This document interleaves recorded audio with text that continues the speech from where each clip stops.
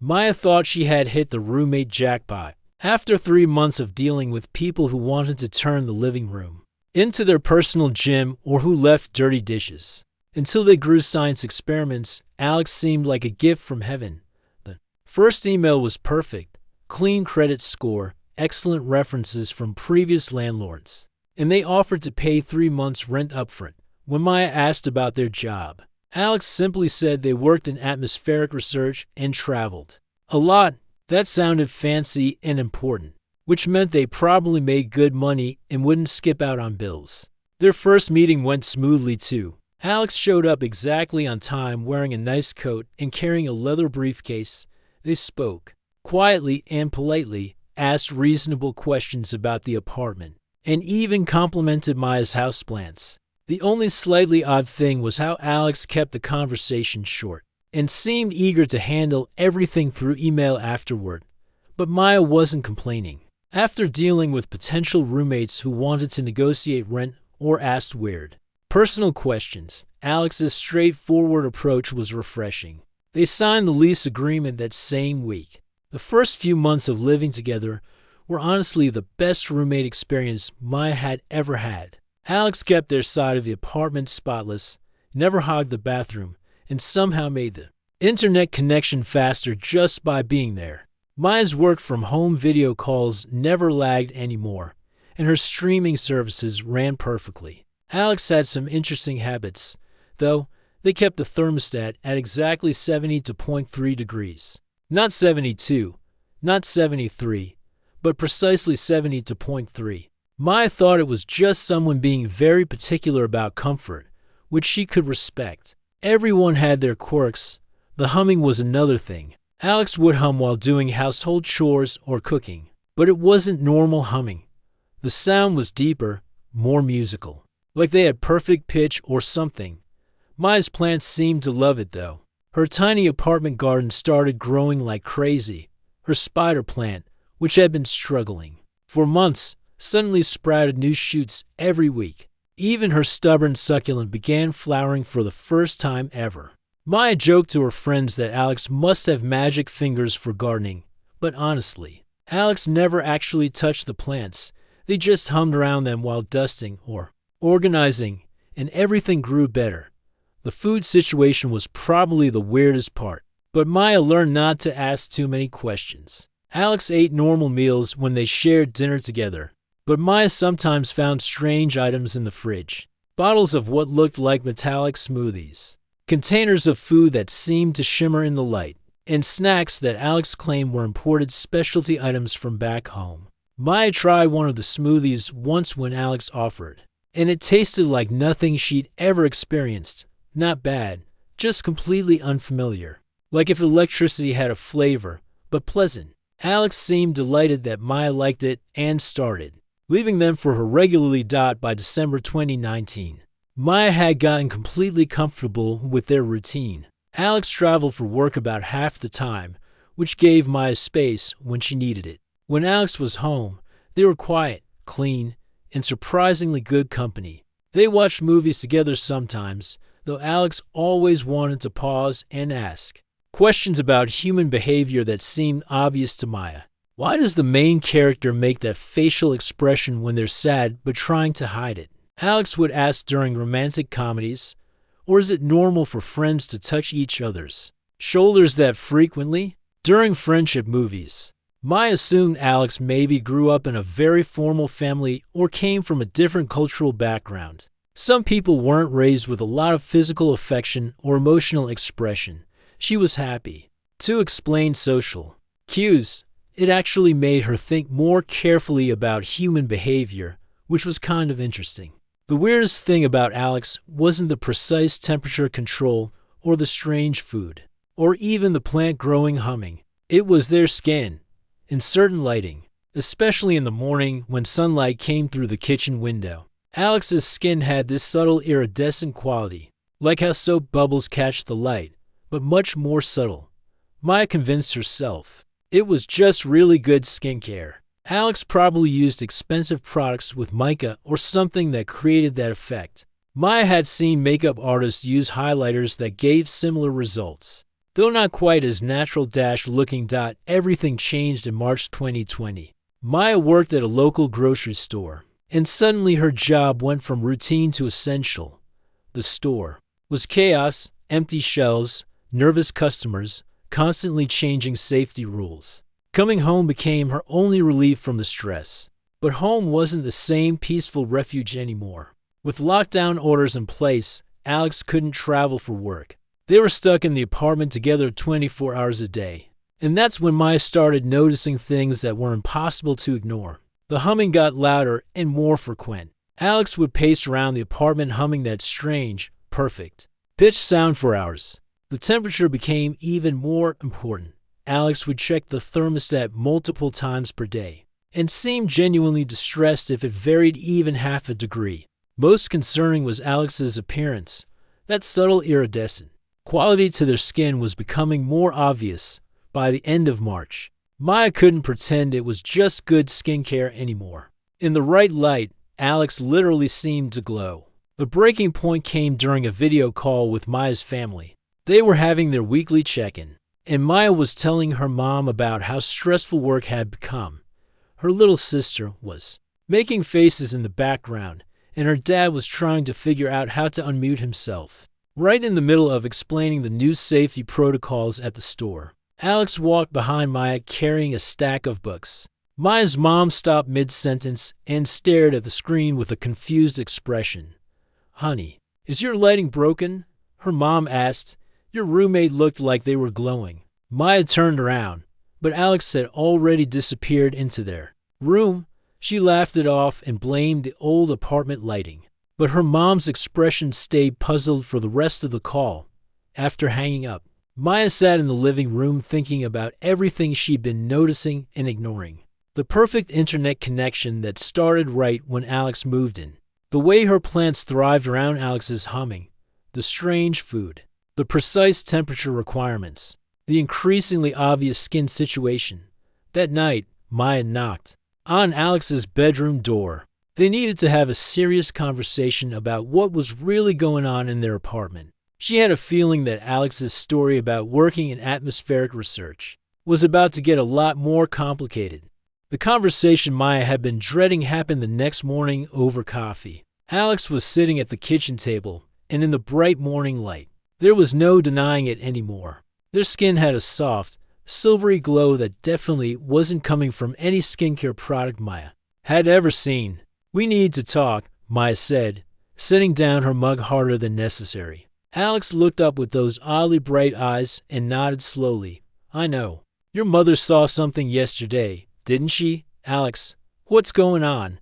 And please don't tell me. It's just really good moisturizer, because I'm not buying that anymore."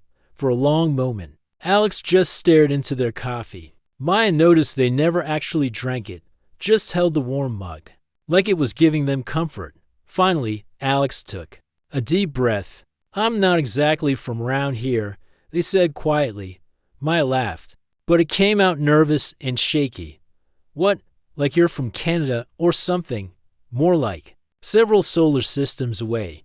Maya felt her brain just stop working for a second. She blinked a few times, waiting for Alex to crack a smile or say they were joking. But Alex just sat there, looking miserable and slightly glowing in the morning sunlight. "You're telling me you're an alien," Maya said flatly. "We prefer extraterrestrial resident." "But yes, essentially." Maya got up and walked around the kitchen. A few times. This was crazy. This was absolutely insane. But it also explained everything. The weird food, the perfect internet connection, the way her plants had gone crazy, the temperature thing, all of it. "Okay," she said finally. "Okay, let's say I believe you. Why are you here? Are you going to probe me or steal my organs or something?" Alex looked genuinely offended. "Of course not. I'm part of an exchange program.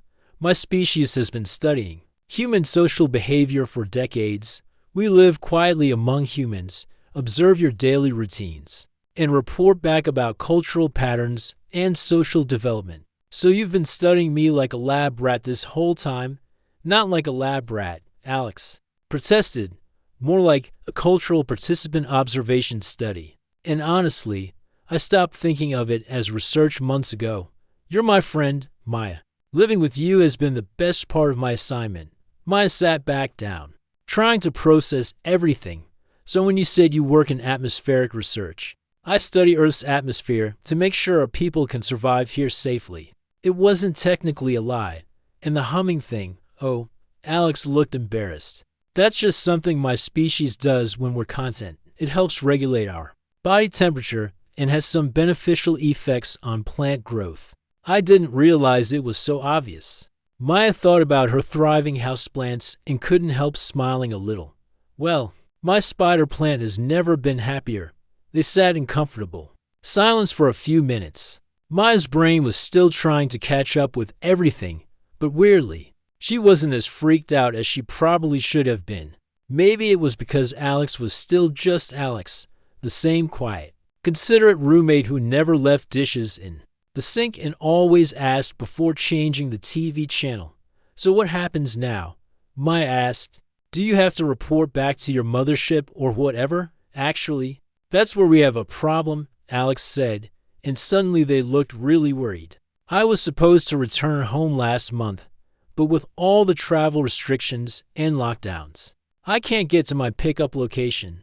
I'm stuck here for at least another few months, okay? That doesn't sound too bad. We'll just keep doing what we're doing, right? Alex shifted uncomfortably in their chair. There's something else. Something I didn't mention because I didn't think it would be an issue. If I was going home on schedule. Maya felt her stomach drop. What kind of something else? My species goes through a biological cycle every 7 of your years. It's like, imagine if humans had a season where their body temperature changed dramatically and they had overwhelming urges to reorganize their entire living space, like spring cleaning on steroids. More intense than that, much more intense. And it requires having someone nearby for support, someone to help regulate temperature and provide emotional stability. During the process, Maya stared at Alex, and you're telling me this is happening now. It's already started. That's why the temperature control has become so important, and why I've been more restless lately. The glowing will get stronger, and I'll probably start exhibiting some behaviors that might seem strange. Stranger than finding out my roommate is an alien. Alex managed a small smile. Unfortunately, yes. Maya rubbed her temples.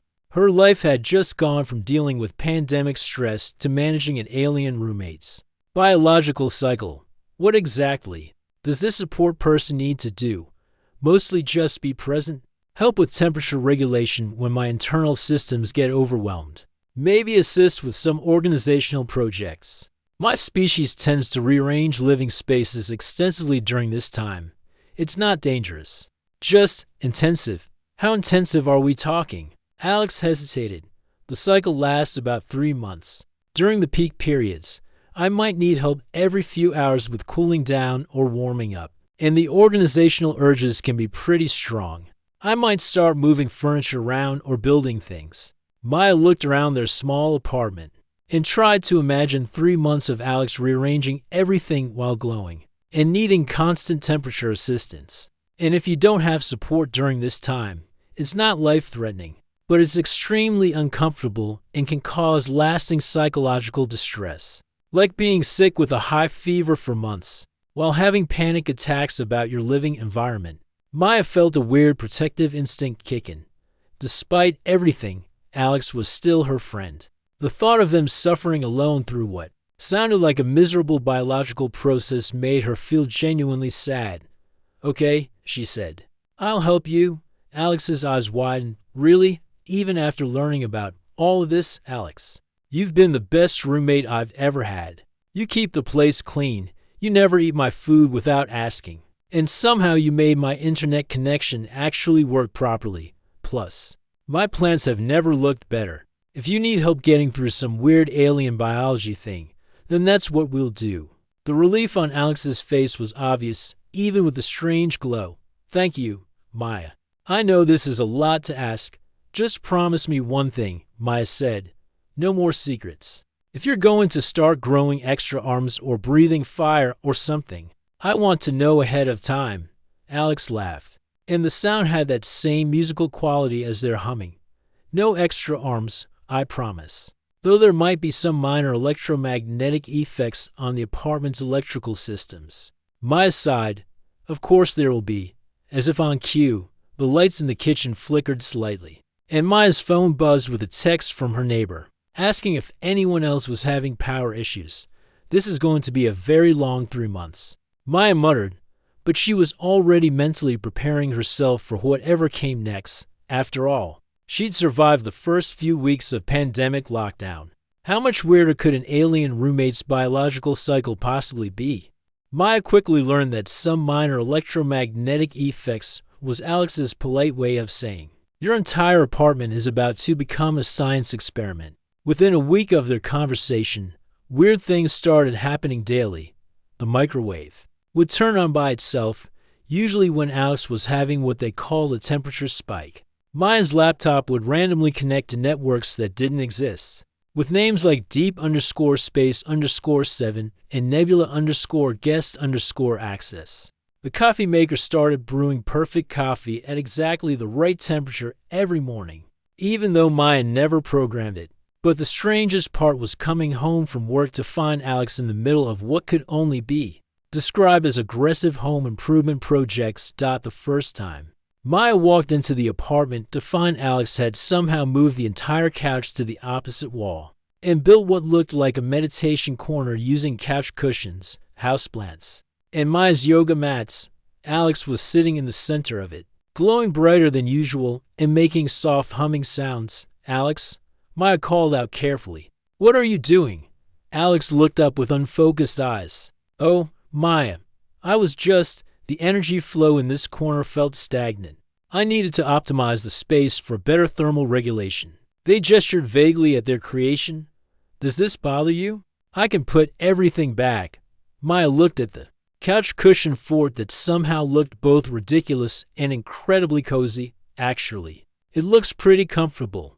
Are you feeling okay though? You seem kind of out of it. Temperature regulation is taking more energy than usual today. Building helps me focus on something other than the internal heat fluctuations. Maya set down her grocery bags and really looked at Alex. Their usual neat appearance was disheveled. There were faint silvery patterns visible on their skin that definitely hadn't been there that morning, and they were radiating warmth like a space heater.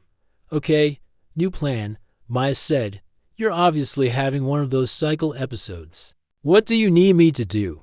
The grateful look Alex gave her was almost heartbreaking.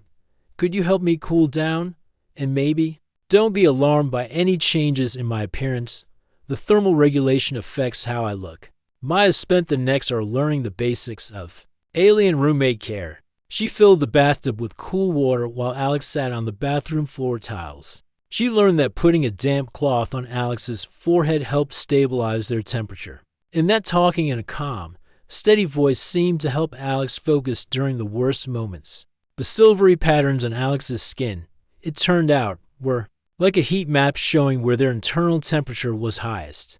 They shifted and changed as Alex cooled down, creating fascinating geometric designs that looked almost like living tattoos. This is actually kind of beautiful, Maya said, watching the patterns fade as Alex's temperature normalized. Really? Most of my species find the thermal patterns embarrassing. It's like having your emotions visible on your skin. Well, humans blush when we're embarrassed. So I guess it's not that different. They developed a routine pretty quickly. Maya would come home from work and do a temperature check, which mostly involved seeing how bright Alex was glowing and whether they were building furniture forts again. If Alex was having a difficult day, Maya would help with cooling techniques and talk them through the worst of it. The organizational urges were actually the most entertaining part. Alex would spend hours rearranging the apartment in ways that made no logical sense but somehow worked perfectly. They moved Maya's desk to face the window for optimal natural light absorption and reorganized the kitchen so everything was arranged by what Alex called molecular compatibility. Maya tried not to ask too many questions about molecular compatibility, but she had to admit the new kitchen organization was surprisingly efficient. She could find everything faster, and somehow her food stayed fresh longer. The electronics situation got more interesting too. Alex's presence started improving everything in the apartment. The internet speed became so fast that Maya's coworkers started asking what service provider she used. Her phone battery lasted twice as long as usual. Even her old tablet, which had been barely functional, suddenly worked like new. "Are you doing something to my electronics?" Maya asked one evening while Alex was building what appeared to be a reading nook out of dining room chairs and throw blankets. "Not intentionally," Alex said, pausing in their blanket arrangement. "My species naturally generates small electromagnetic fields. During the cycle, those fields become stronger and can have beneficial effects on nearby technology. So you're like a walking tech upgrade? More like a walking tech optimization system. Your devices are performing at their maximum efficiency while exposed to my electromagnetic signature." Maya's Netflix had never streamed so smoothly. "I'm not complaining."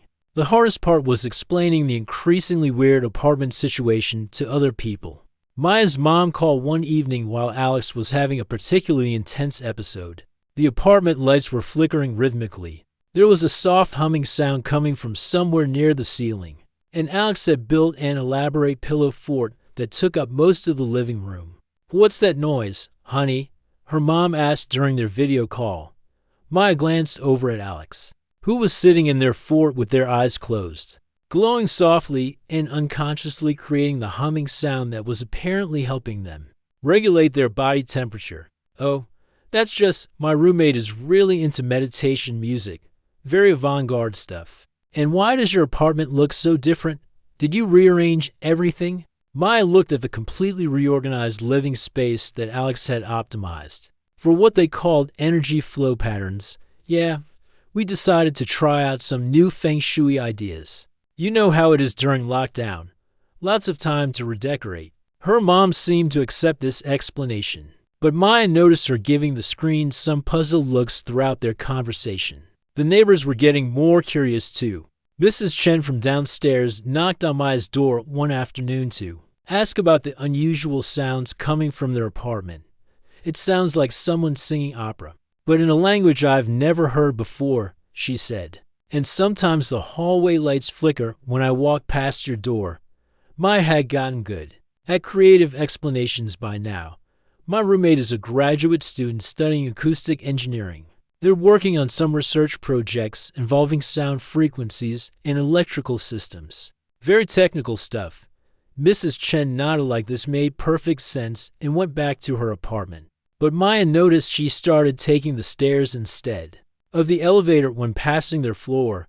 The truth was, despite all the weirdness, Maya was starting to enjoy taking care of Alex during their difficult episodes. There was something deeply satisfying about helping someone through a hard time, even if that hard time involved glowing skin and electromagnetic interference. Alex was incredibly grateful for every small thing Maya did. When she brought them cool water during a temperature spike, Alex would look at her like she'd just saved their life. When she helped rearrange furniture to match Alex's latest organizational vision, Alex would hum with contentment in a way that made all the plants in the apartment practically vibrate with happiness. "Why are you being so kind to me?" Alex asked one evening while Maya was helping them cool down after a particularly intense day. "Because you're my friend," Maya said simply. "And friends help each other, even when things get weird." Alex's glow seemed to soften and warm at the same time. "I've never experienced friendship like this before. My species doesn't typically form such close bonds with individuals from other worlds." "Well, maybe that's something worth studying too," Maya said. Human friendship during unusual circumstances, as she said it. Maya realized this was probably going to end up in Alex's research report somehow. The thought should have bothered her, but instead it made her smile. If alien researchers somewhere in the galaxy were going to learn about human friendship, at least they'd be learning about the good kind.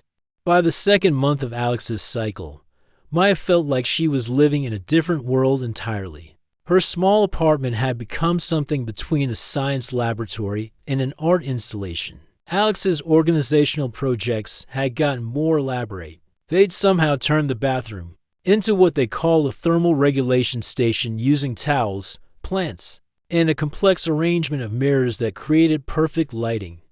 Maya was exhausted. Working at the grocery store during the pandemic was stressful enough without coming home to manage what was essentially a part-time job.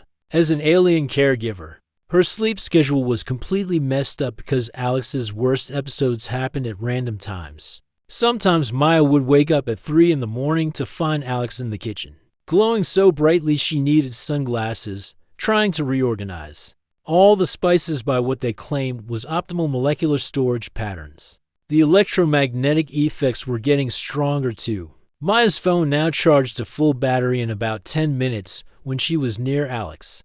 Her laptop ran so efficiently that she could have 15 programs open without any lag. But the apartment's main electrical system was struggling. The lights flickered constantly, the air conditioning would turn on and off randomly, and the building's internet router apparently couldn't handle whatever Alex was unconsciously broadcasting. Maya got 3 separate calls from her internet provider asking if she was running some kind of illegal server farm in her apartment. "No, I'm not running a server farm," Maya told the confused technician. "My roommate just has some very high-end electronics that seem to boost our connection." That wasn't technically a lie, she reasoned. Alex's entire body was apparently high-end electronics, in a way. The worst part was watching Alex struggle.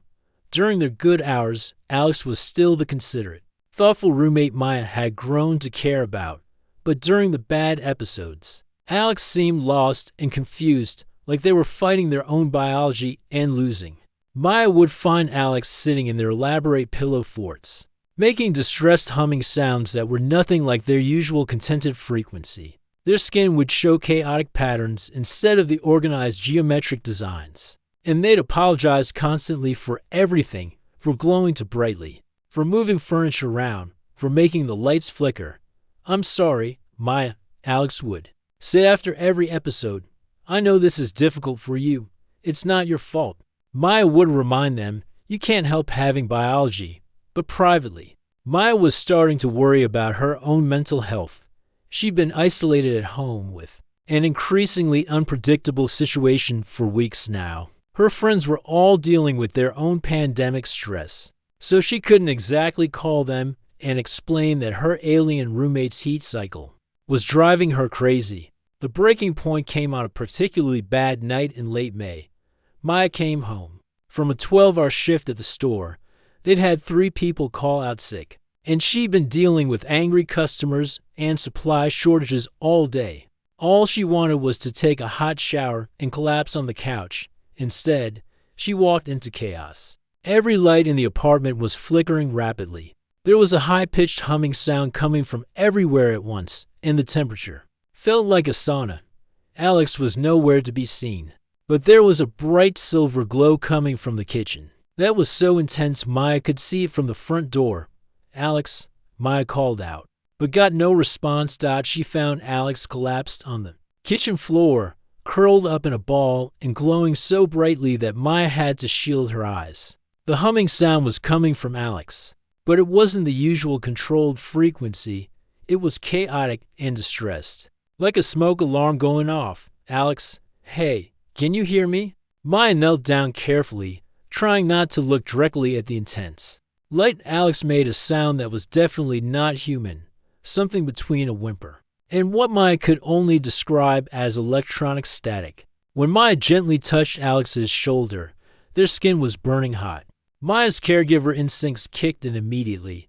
She grabbed every cold pack from the freezer, filled the sink with ice water, and started the systematic cooling process they'd developed over the past few weeks.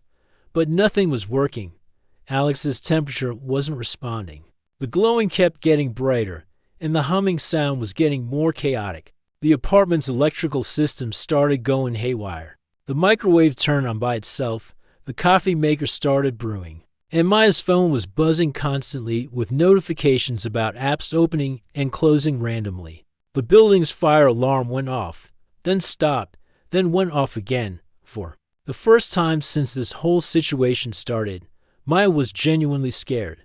Not scared of Alex, but scared for them. This wasn't like the manageable episodes they'd been dealing with. This looked like Alex's biological system was completely failing. "Okay, Alex, I need you to try to focus on my voice, Maya said, attempting to sound calm while her heart was racing.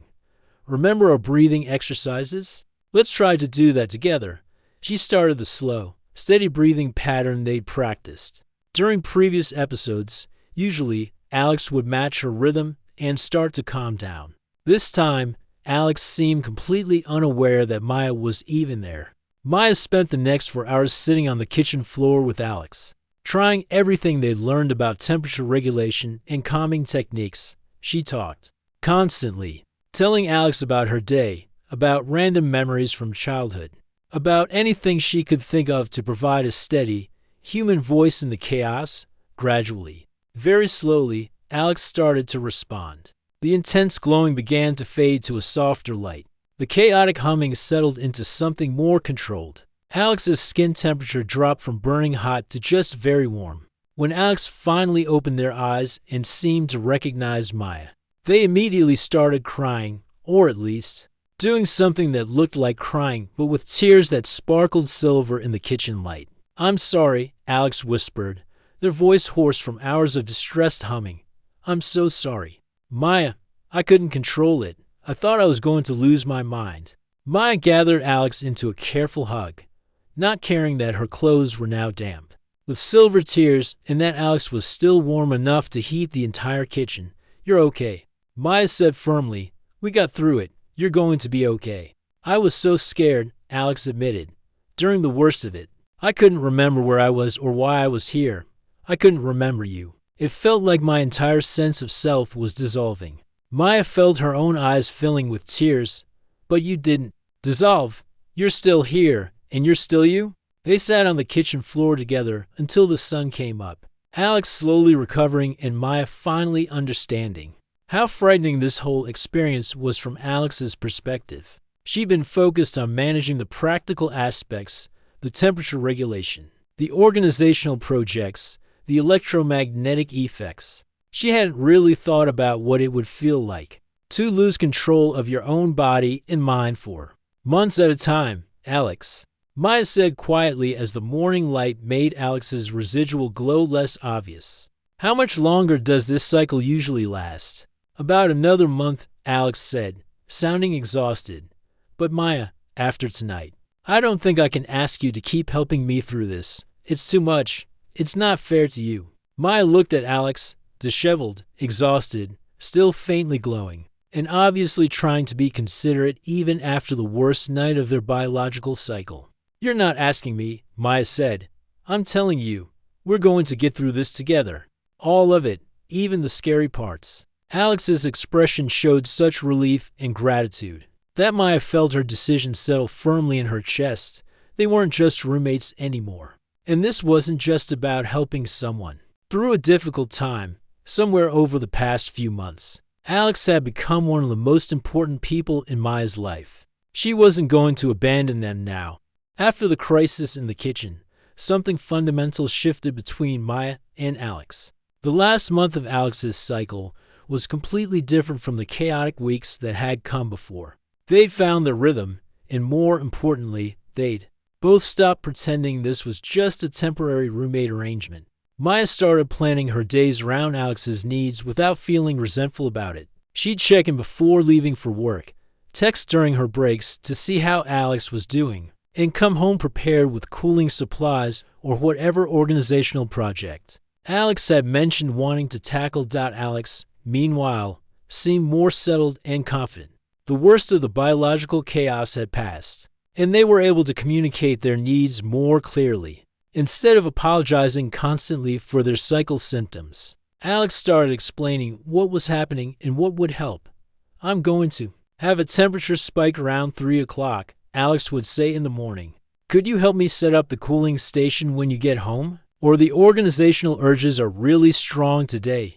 Would it bother you if I rearrange the living room furniture?" Maya found herself actually looking forward to these projects. Alex's reorganization ideas were always strange but somehow perfect. They turned the living room into a space that was simultaneously more functional and more comfortable than anything Maya could have designed herself. The electromagnetic effects had stabilized too, instead of chaotic power surges and flickering.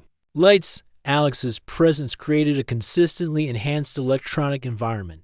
Maya's work from home setup became so efficient that she started finishing her daily tasks. In half the time, her video calls were crystal clear, her internet connection was blazingly fast, and all her devices ran like they were brand new. Maya's family started commenting on how good she looked during their weekly video calls.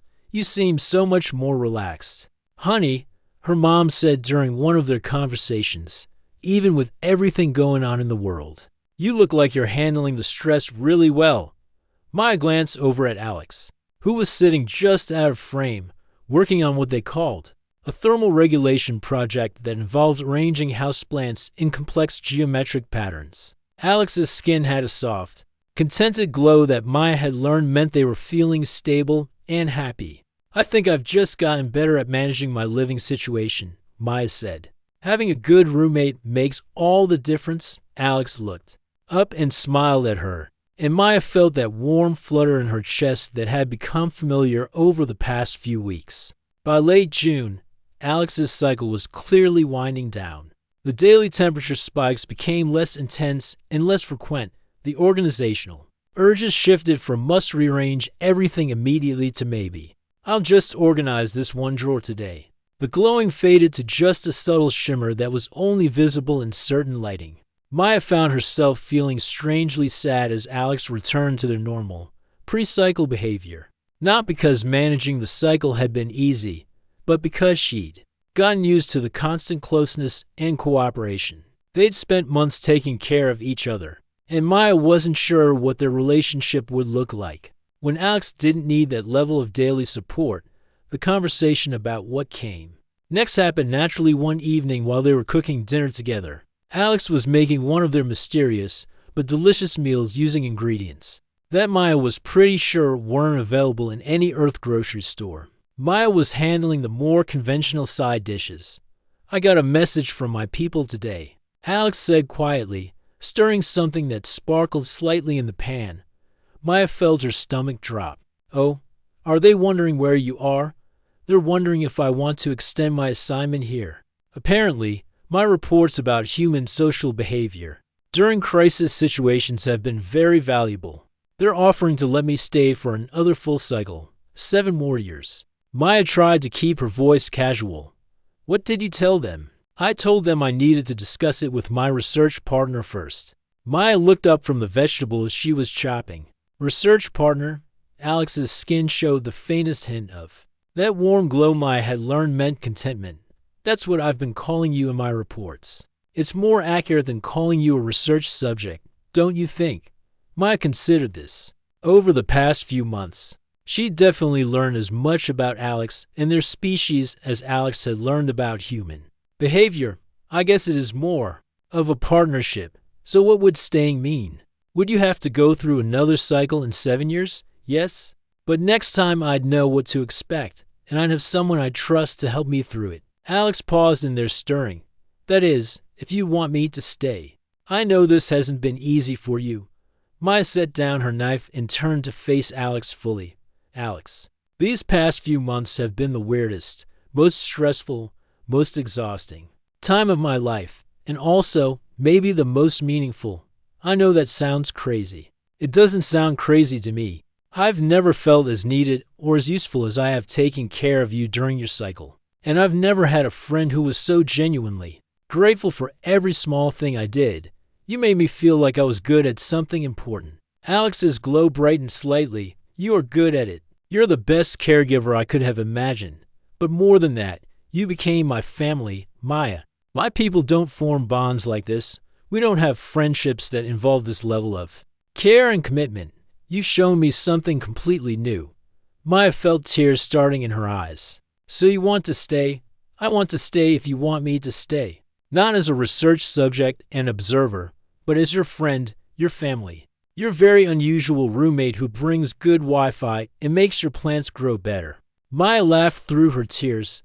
"And who might need help with biological cycles every 7 years? And who will spend those 7 years making sure your apartment has the best possible internet connection and organizing your spice rack in ways that don't make sense but somehow work perfectly?"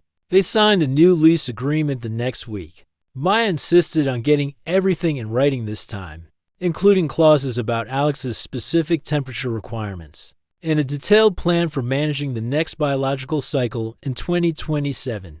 The apartment settled into a new normal. Alex continued their atmospheric research, but now they also helped Maya with things like optimizing her work-from-home setup and troubleshooting any technology problems. Maya kept working at the grocery store, but with Alex's help managing the household, she started taking online classes in the evenings. Alex's electromagnetic presence meant Maya's computer ran so efficiently that she could handle complex coursework without any technical difficulties. She'd always wanted to study environmental science, and now she finally had the time and energy to pursue it. Their weekly video calls with Maya's family became a regular thing, and Alex gradually became an accepted part of these conversations. Maya's mom started asking specifically about Alex's research and how their projects were going. Maya's sister would wave at Alex when they walked through the background of video calls. Nobody in Maya's family ever questioned Alex's unusual appearance or habits. Maya figured they just assumed Alex was one of those people who lived a very alternative lifestyle, which wasn't technically wrong. The neighbors got used to the occasional electromagnetic quirks too. Mrs. Chen from downstairs actually started bringing Alex her electronic devices when they malfunctioned. Somehow having figured out that Alex was unusually good with technology. "Your roommate fixed my tablet in 5 minutes," she told Maya one day. Whatever they're studying in graduate school, it's certainly practical. Maya and Alex developed new routines and traditions. Sunday morning reorganization projects, where Alex would suggest improvements to the apartment layout and Maya would help implement them. Weekly cooking experiments, where Alex would introduce Maya to foods that definitely weren't from Earth, and Maya would teach Alex to make normal human comfort foods. Evening conversations where they talk about everything: Alex's observations about human behavior, Maya's thoughts about environmental science, their shared experiences during the lockdown and cycle, and their plans for the future. 6 months later, when restrictions started lifting and people began returning to more normal social lives, Maya realized she had no desire to change their living situation. She'd found something she hadn't even known she was looking for: a friendship that was built on genuine care, mutual support, and acceptance of each other's most unusual qualities. Alex had learned about human resilience and adaptability during crisis situations. Maya had learned about the deep satisfaction of caring for someone during their most vulnerable time, but more than that, they both learned that family isn't just about biology or species or even planet of origin. Sometimes family is about choosing to stay with someone through their difficult seasons, and knowing they'll do the same for you. Maya kept a calendar on her desk with a date circled in red 7 years in the future. Next to it, she'd written, "Alex's next cycle. We've got this." She was already looking forward to it.